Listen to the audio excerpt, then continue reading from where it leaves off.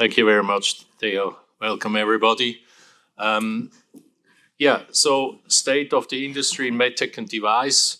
So we have an interesting panel, and I think first we start with everybody quickly giving an introduction about themselves, what they do, their firm does. And I would say we go along the list here, and actually seems to work also here. So the first is Eran, please. Hi, I'm Eran Toledo. I'm the CTO of Sanara, an investment company in Israel. We invest in Series A, Pre-A, and Series A medical devices, digital health, tech, bio. That's it. Okay. All right. My name is Frank Bulens. So, Eran, you were very short. I don't know whether I have more time, but so you can change the standard. Yes. Okay. No, with imec.xpand, I think we are kind of a new kid on the block. So we exist since 2017. So with a team of 4 partners, we did a final close for the first fund, 2018. And from there, today we are a team of 12. So the first fund is fully committed, but today we are still raising our second fund, moving towards our hard cap, which we actually increased from 250 to 300 million euro. We have made 5 investments with that fund, so it's fully operational. And the idea is to double that number by the end of this year. The way that capital is deployed is, I think, quite unique. So we are investing in deep tech. Deep tech meaning hardcore deep technology like quantum computing and so forth, but also health tech, where nanoelectronics is used. And with the first fund, we made investments in fields like continuous monitoring of certain life or health parameters, also in novel imaging technologies, also in smart ophthalmology devices. Actually, one of our portfolio companies, Azalea Vision, is presenting this afternoon, having developed a smart lens technology. So the way we do that is working with imec, which is a research institute headquartered in Leuven, with a global impact in the nanoelectronics industry, in a close collaboration, meaning a mutual exclusivity from them to us and from us to them. So maybe I should end here and take some other topics later in the conversation. Yes. Laurent, go along the list. Yes. Good morning. Thank you for inviting me. I'm Laurent Choppe, veterinary surgeon by training. Today, investment banker for the last 15 years. I'm leading the life science activity of Cukierman Investment House based in Tel Aviv and Lausanne. Our core activity is to help startups and entrepreneurs to find capital partners, M&A, acquirers. So we are involved obviously in M&As and fundraising. Israel is a specialty, which is half of our activity, and the rest of the world, we do obviously biotech and medtech and digital and AI. And I'm as well now recently an entrepreneur myself, having launched a stem cell company as well based in Tel Aviv. Hello everyone, I'm Morten Mueller. Nice to meet you all. I'm part of CARMA Fund. It's an early stage focused, life science and healthcare focused venture capital firm based out of Germany. We invest rather broadly within life science and healthcare, meaning we invest on the biotech side, we invest in MedTech hardware, and we invest in digital health. I'm a medical doctor by training. I used to work as a radiologist, used to work in private equity consulting and in Philips Ventures. So I also invested in MedTech and digital health for Philips. And now, since October, happy to be part of CARMA Fund and focusing on seed stage investments for that.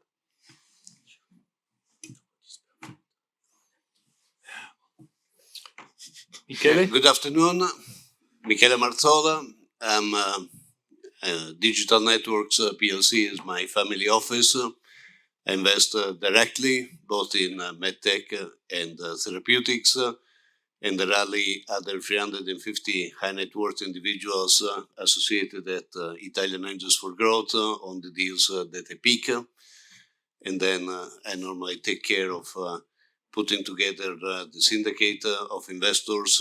I run deals from a few 100,000 to 50 million without anything that can predict whether to be at one or the other end. Currently, I'm managing a portfolio in my family office of about 15 companies, 1/3 in therapeutics and 2/3 in medical devices, both in Europe and North America. Thank you. Thank you, Michele. So my name is Merz. I have the pleasure to co-head this together with another Beat. So you got a real special Swiss treat here. So I'm from New Harbor Venture Partners. We're a healthcare specialized placement agent, which means we are a boutique enterprise, but we don't do any M&A or any of these sorts. We just purely focus on fundraising, and typically in a transatlantic setting. So I have 3 partners who sit in the United States, in New Jersey, and I'm sitting here in Zurich. And we do only 3 to 5 deals per year. Over the last 20 years, we have done about 50 plus deals and raised far over 500 million, plus of course additional money from co-investors. And, we are really a part of the healthcare ecosystem, specifically also in the US when it comes to institutional investors. Yeah, please. Thank you. Yeah. My name is Lechmann. I'm not in a boutique anymore. It's Johnson & Johnson. We maintain the oldest health tech fund, and we basically maintain an innovation network with the 4 pillars, with innovation offices, with JJDC as our fund, and JLabs as incubator, and late stage BD.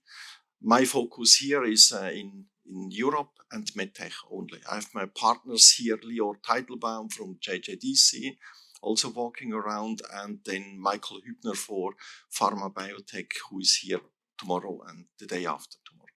Thank you. Thank you, Bill. So we have pre-discussed this on the phone before, and we came up with a few topics we can try to discuss about, but also going along the flow. Usually, not always we come to all of these points, but on the back you see the list what we wanted to start. And actually, the first one about tendencies in robotics, etc., was brought up by Beat, so to that degree, and then of course J&J is involved in these things with equity, etc. I would hand it back to you because I think you had some observation from AAOS, right? Yeah, exactly. So but certainly AAOS is focused on orthopedics, and what I heard through the weeds is that outcome studies are ready to be published, showing the limitations of robotics.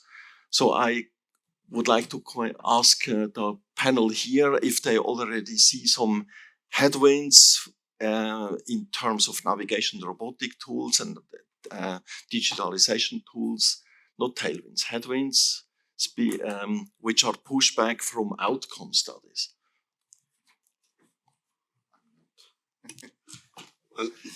One of my companies in surgical robotics, and we think we are developing the next generation of surgical robots to be more flexible, more capable of moving from one department to the other within the same hospital.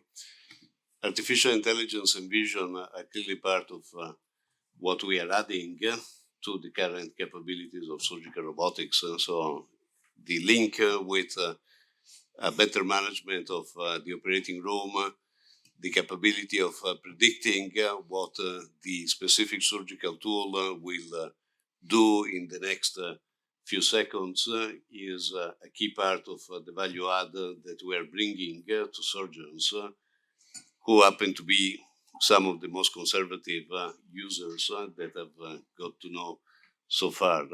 So one of the challenges we all have in surgical robotics is that whatever we do is not fully in sync with the current guidelines on regulations. So anything that will enable partially self-executing of surgical procedures is not necessarily in line with what the FDA is currently seeking, and this is something that we will have to deal with as business leaders in order to let the regulations to allow the innovation that we can unleash. Maybe I can add to that. Well, from my side, it was interesting to see that in 2023, I think, let's say, robotic surgery has become a major topic of investment. I think it was the largest category for the year 23. I think, obviously, with let's say impactful, complex procedures that need to be done. With all the technology that is out there, automation for sure is a need and will happen. I think on the other hand, it will be interesting to see how surgeons will react to that, to which extent they will allow a robot to actually take their place to a certain extent. Now, we have seen multiple opportunities in the robotic surgery field. We have not touched one of those yet because most of these systems are very, very complicated, large systems still. So where from our side, where we come in with, let's say, really, nanoelectronics, so we call it for Fund 2, it's certainly an area of interest, which we call nanobots, which would be really minimally invasive, really small size, micro size devices that can enter the human body and there do a certain action and be pulled out of the body again, which would mean that you really have a minimally invasive. And currently, these systems, they are in development. They sometimes require huge imaging tools to provide efficient navigation in the human body.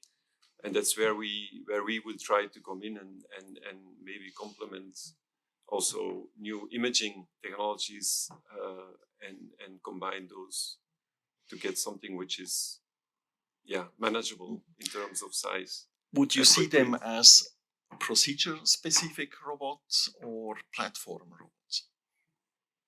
Yeah, I think these could be platform robots platform technologies, for instance, for certain interventions in the brain.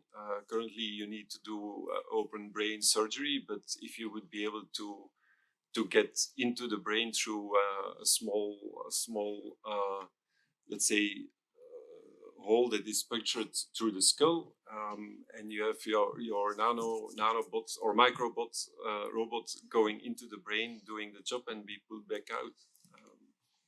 But that will require complicated navigation systems where nanoelectronics could come in. Eran, may I ask you, you appear to make a different experience. No, I don't have a lot of experience with medical robots, and the reason is that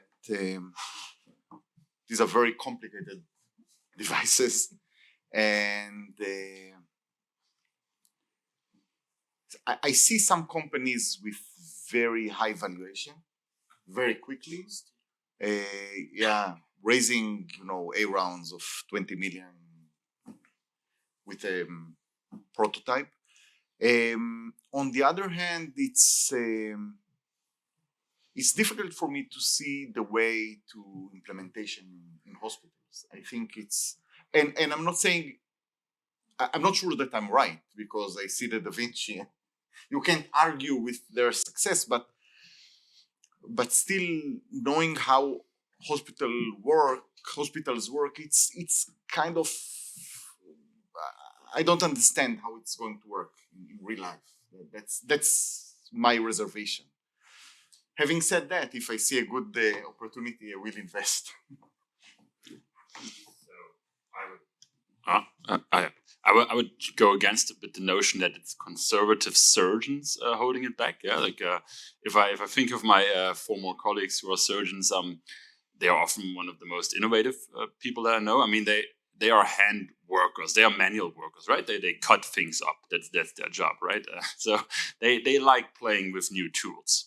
I recently talked to a manager at a large German hospital chain, and he told me economically, right now, these surgical robots for hospital, they don't make sense. Yeah, they are super expensive, and the benefits you get out of them economically don't add up. But if you want to get a well-renowned, high-regarded surgeon right now, you need to have one in your hospital. They want that. They want to use it. And if your hospital doesn't offer it, you will not get that person. And if you think about the shortage of labor, we have shortage of surgeons. As a hospital, if you want them, you need to offer that. I think the use cases, the potential is strong, both from a perspective in using them at the local setting, and then even maybe more so using them remotely.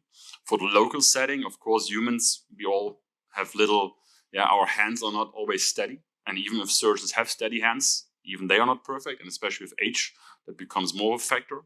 And the robot, it will remove those little bumps in your hands. And therefore, it's obvious why they can improve outcomes. And then, of course, the fact of remote surgery, that's, of course, a large one. If you think about doctors want to live in large cities, they don't want to be in rural areas, especially my generation. And if you think about patients living in Arkansas, but the well-regarded surgeon living in New York, potentially a robot could enable that surgeon being in New York operating that patient in Arkansas. That, of course, requires extremely well-connected internet, and that has to work perfectly. And of course, that will take time, but it can happen. If I look at it as an investor, of course, intuitive surgical is so dominant in that market that I find it very hard to find an early stage company that I think has a chance to compete against them. Yeah, they are very dominant in terms of the funding they have, but they are still, from my perspective, very flexible and very agile compared to maybe other corporates, where it's tough for new companies to compete that. But yeah, I'm always looking, of course, for some small company to have maybe an edge where they might do something that intuitive cannot or won't. Can I stay in that angle? In the previous panel, there was a discussion about the consolidation. You mentioned intuitive as an agile, dominant party there, but there was also in the previous years ask for consolidation, and companies called the big tech companies like Apple, Amazon, Microsoft to consolidate. Do you believe these are the right companies to consolidate, or somebody else should consolidate? Yeah. Tech companies like but in general in healthcare, maybe, but more. In general in health, you were talking about Apple and such, right? In general in healthcare, maybe, but more on a software data play. But as was also mentioned in the panel before, they seem to have lost a bit of appetite. Yeah, especially like Amazon has made some divestments in that area. I think they understood very well that now that it's much harder to scale in healthcare than it is in other industries due to regulatory requirements.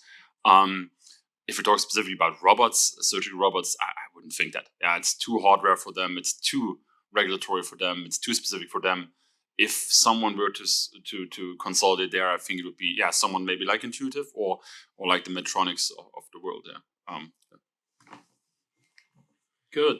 So we have a bunch of other topics, right? So we have to move on also a little bit and not forget at the end also questions from the audience. I think regenerative medicine was something else, but you discovered that it's kind of coming back a little bit more into focus. I mean, being on the placement and investor side, I always felt regenerative medicine is a hard place to invest. It all takes long, it's complicated.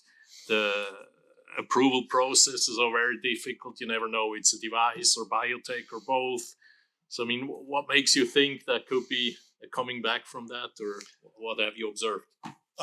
I only observed that there is more traction in the investors, but also in scientific spaces, that Some people may believe digitalization is helpful as long as it's purposeful, meaningful, but it doesn't make the patient faster healed. So maybe with the demographic motions or development we see, maybe other needs to treat patients. That's where I'm coming from, my line of thinking. Do you see something similar that, and would you invest in that after the digitalization? Laurent?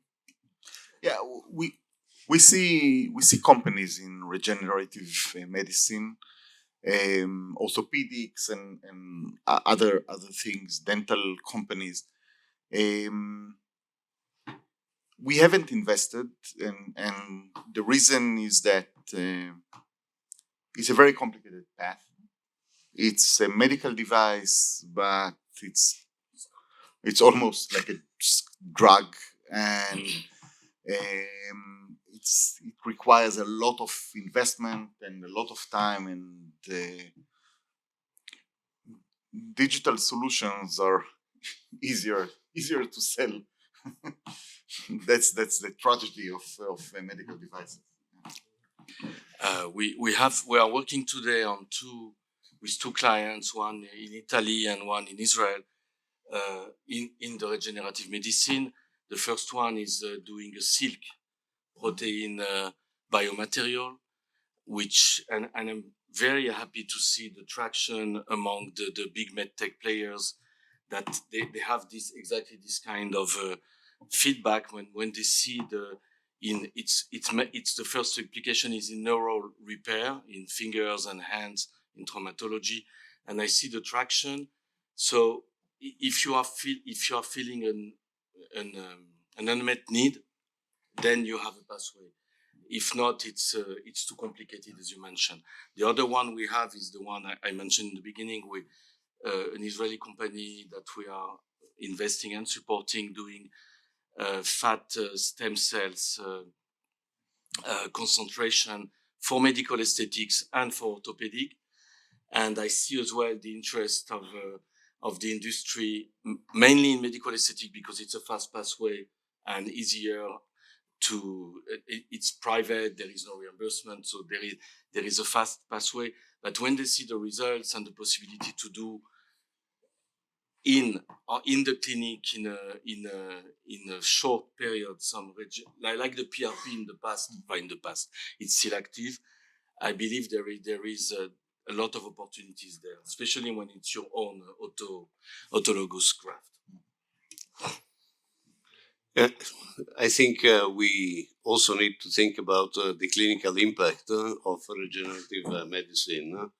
One of my companies is doing bone regeneration in a larger section up to 6 centimeters. And this means being able of saving the limb, saving a good number of surgical procedures to mend the big traumas that we're able to solve with one simple insertion that will lead to regenerate the human bone itself within 12 months. So when I compare it with digital health, the clinical impact of what we do in regenerative medicine is enormously superior. So it is complicated, but it has a very good and fundamental meaning. Thank you. Good. So maybe we move on. There is still a few topics. And the next is more about locations. I mean, as we all know, Israel is a hotbed for medical technology, for devices, for health tech. And we have two people who are closely connected, but we also know it's a very difficult situation currently. I'm also involved in a company which has its R&D and production in Israel, and they manage, and the Israelis are always good to manage things, but I wonder what you think. Is there a longer term impact? Do you see problems now to finance Israeli companies because investors shy away? I mean, outside investors, obviously. Or what's your how is the situation currently evolving in the space in Israel? These are very good questions. I'm not sure I have answers to all of them. It is difficult. It is difficult now. Companies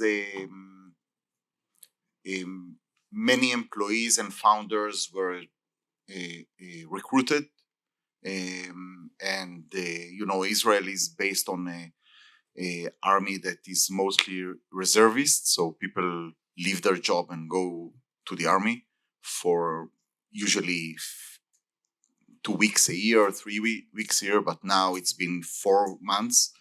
So one of our founders is a physician, and he just disappeared, and there was no interaction with him. There's also manufacturers that slow down because of a shortage of people. There was a very impressive compensation by the industry itself. So all the VCs were lended a hand to startups. So in consulting, in providing feedback, in providing solutions and connections. I'm not sure how effective it was, but it did. It made us feel good. I'm not sure how effective it was.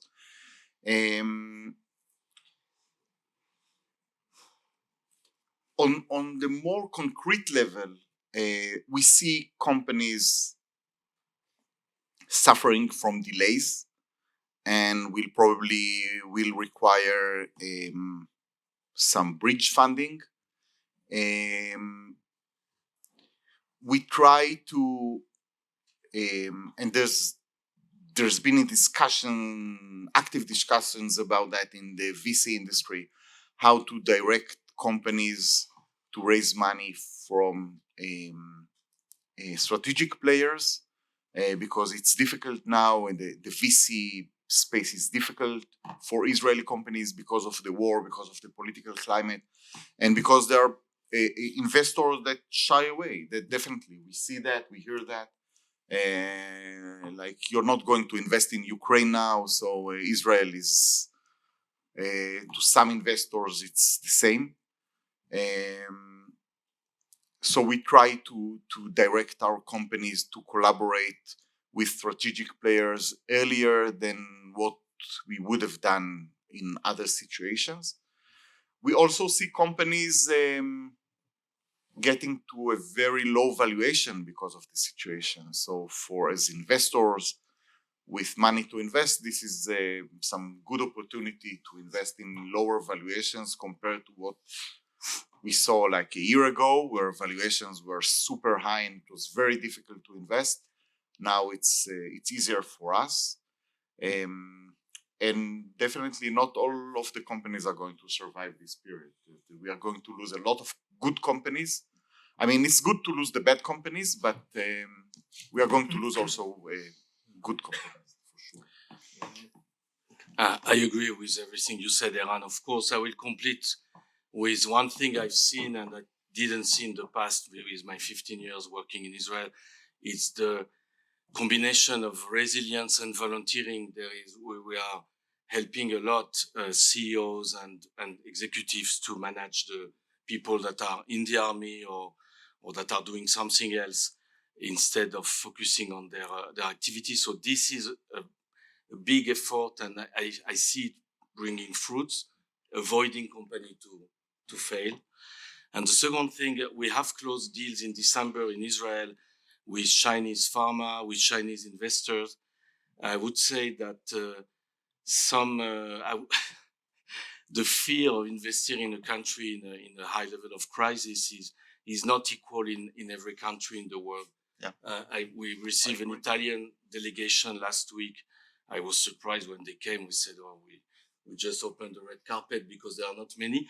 But I would say that it's not general, and I have some hope that people will understand the startup industry is still active. Yeah, we close deals. We with good investors and that invested during the war over Zoom, just like in the COVID.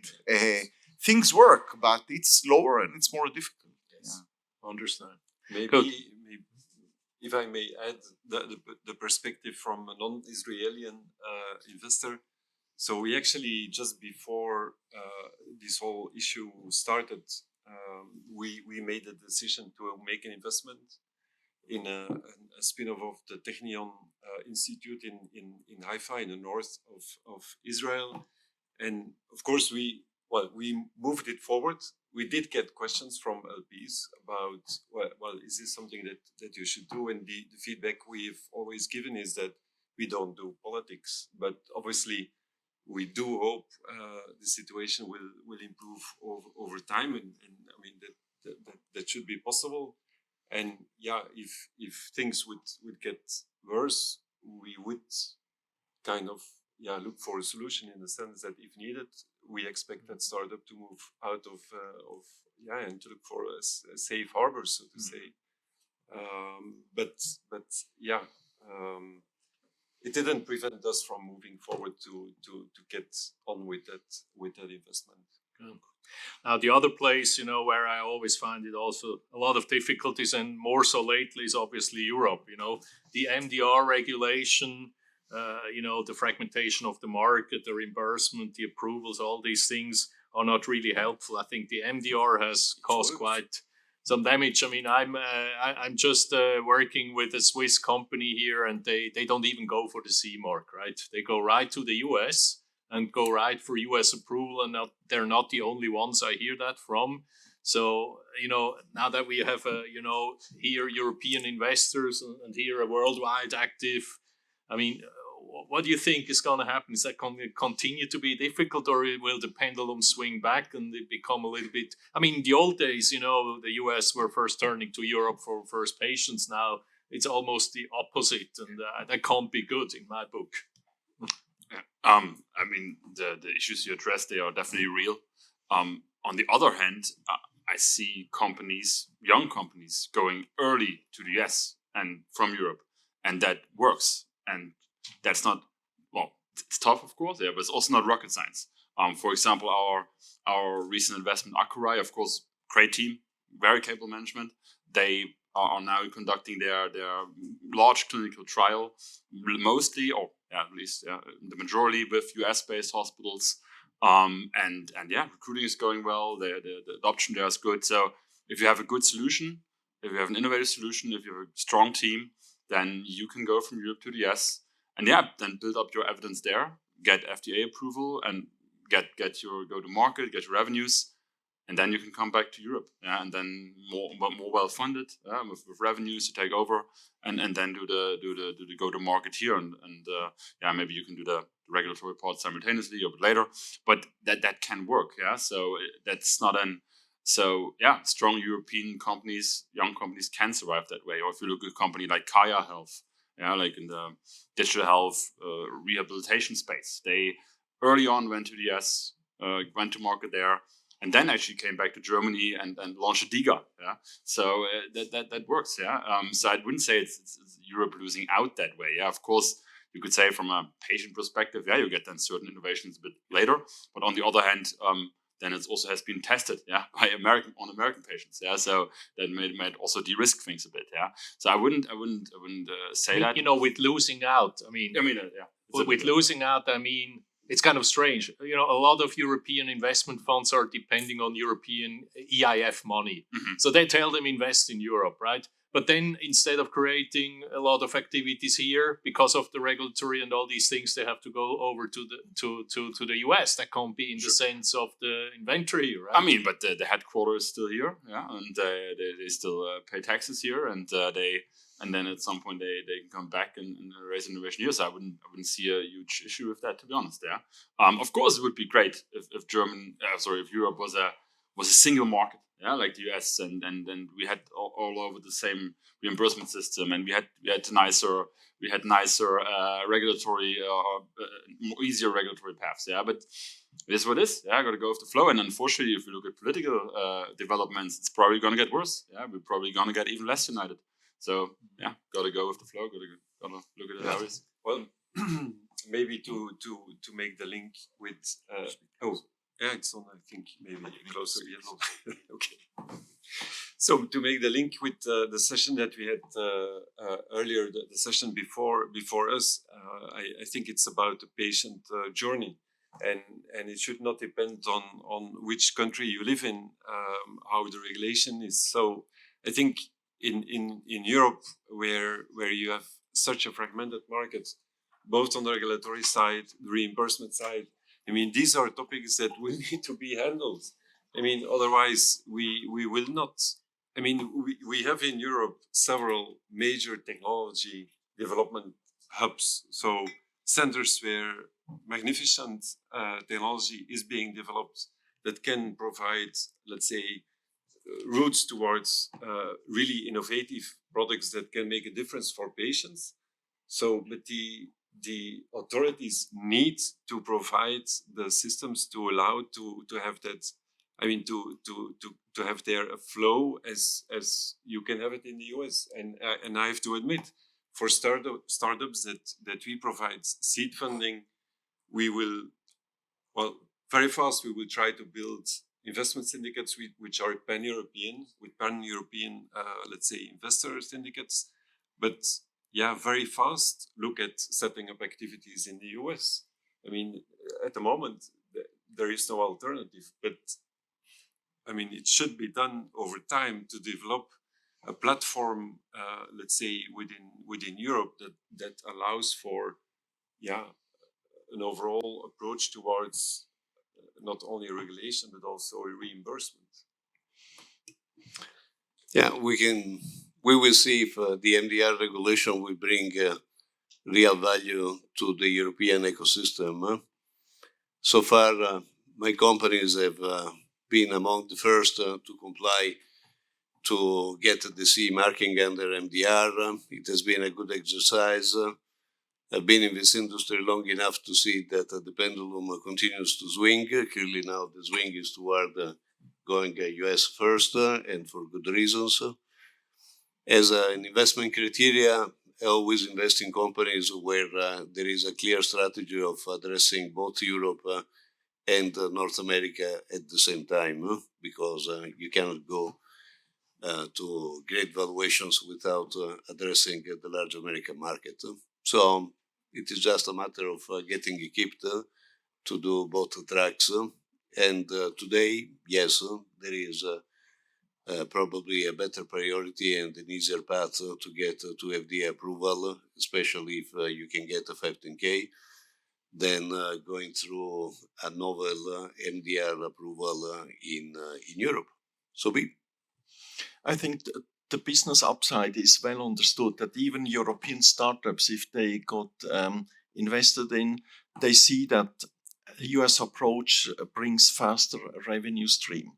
But there is another emotional part of it, that European founders and medical advisors, they do not see themselves operating first. They see maybe some American colleagues operating their opportunities the first time. And they get their own products maybe 2 or 3 years later because of MDR. Because our books and most of the corporate books are still filled with their remediation. So our pipelines are still filled with remediation activities. And the notified bodies also, we keep them busy with our old products. I mean, that's true. I get that emotional factor. Yeah. On the other hand, you could say it's de-risked. Yeah. Then the initial kinks have been ruled out, and we got a better product now. What about that? Good. Okay, and maybe last but not least, because we also want to reserve then some time for questions from the audience. You know, what's always a big topic is the funding and exits. You know, there is funding is tougher than ever. Exits are not so easy to do also. So I wonder, Laurent, I mean, you told us something that while you're funding now, it's almost always like a dual path. That's kind of something new, right? Yes, indeed. We started a few mandates, and it's valid as well in biopharma, by the way, as fundraising, and that are moving toward licensing, full licensing or M&A. So it's not exactly dual track, it's a sequential track. And it helped us to have made a few insignificant closing this year. I just found a study from McKinsey that was published a few weeks ago. They identified that the 30 largest MedTech companies in the world, they still have the small amount of $200 billion of dry powder in cash in order to make acquisition. I'm not going to ask you how much you have, but it's part of it, J&J.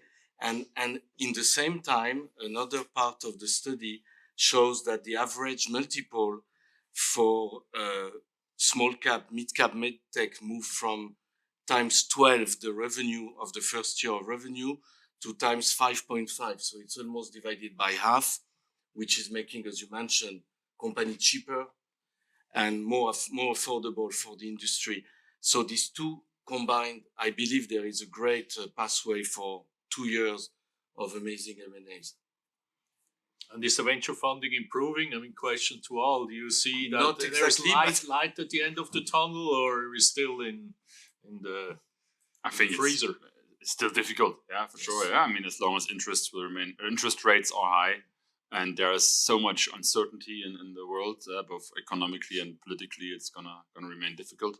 On the other hand, I think those years of 2020, 21, they were outliers. Yeah, if you look at statistics, there was twice as much money in the venture capital market as there has been before. Yeah, in most years before, and that was of course driven due to very low interest rates, extremely low interest rates. So people had to put their money somewhere, and they went somewhere where they would at least a little bit of promise of return, and that was the venture capital world. Yeah, and then and that led to extremes. And then we not just venture capital. Yeah, we saw all the crypto craze and the NFT craze. It led to extreme kinds of investments. Yeah, and of course now it's very difficult for those companies who raised at very large outlier valuations in those years to now raise follow investments. Yeah, I think if you're a new company, a seed company who hasn't raised in that years, it's still, of course, tough. Yeah, because money is tight.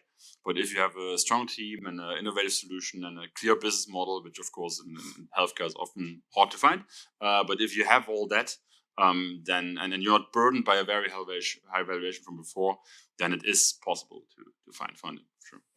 Yeah, I fully agree. I think last year, 2023, is let's say a multi-year low in terms of invested capital in also in the medical device field. I think if you look at what stages, then the hardest hit definitely is taken there by companies that are raising Series A post-seed. I think seed funding is still, I would say, quite readily available. And then for later stage rounds, we closed the end of last year, we closed 2 large rounds, 20-30 million euro for medical device companies, which were more later stage, one already commercial, the other one going, let's say, getting close to first in human clinical, not really late stage, but it was in cardiology, which is maybe a field which is catching more easily investor funding. But for post-seed Series A stage companies currently, I think it's not easy. But of course, how about growth? I read that growth funding is difficult, in part probably also because of the valuation thing. You know, growth like really needing the next 30 million, that gets really tough. No? Much tougher than the seed, for sure. Yeah. Well, it depends on the validation stage of that specific opportunity, but we have not observed, let's say, that of a huge issue in terms of later stage opportunities. I think we as a venture capital industry have become much more selective because we know we can be. Yeah, we know we can take much more time on due diligence. We know we can be tougher on valuations. Yeah, because we know there's less market less money in the market, and it's just also prudent to our LPs, to act according to the market. And the market right now is more on the investor side. Yeah, so we take our time and are more selective. And of course, then also, if you look at digital health, for example, specifically, a lot of things have failed there. The IPOs have gone horribly bad. And that has created a certain negative atmosphere around the whole space, and that again made us more selective.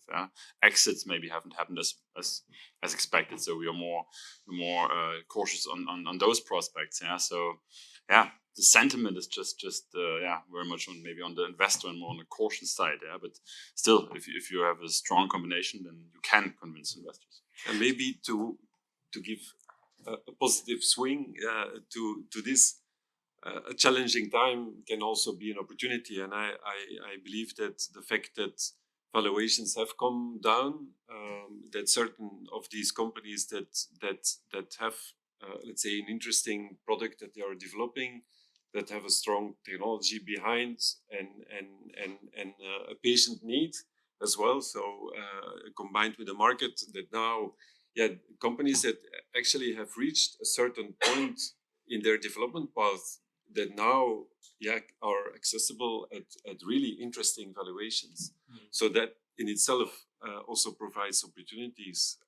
So that I think this year, 2024, in that respect, should hopefully recover from the last year, which was definitely not an easy one. Okay, good. Thank you very much. So I think we still have, not so many, but a few minutes for questions from the audience, and we should use the opportunity to allow for questions.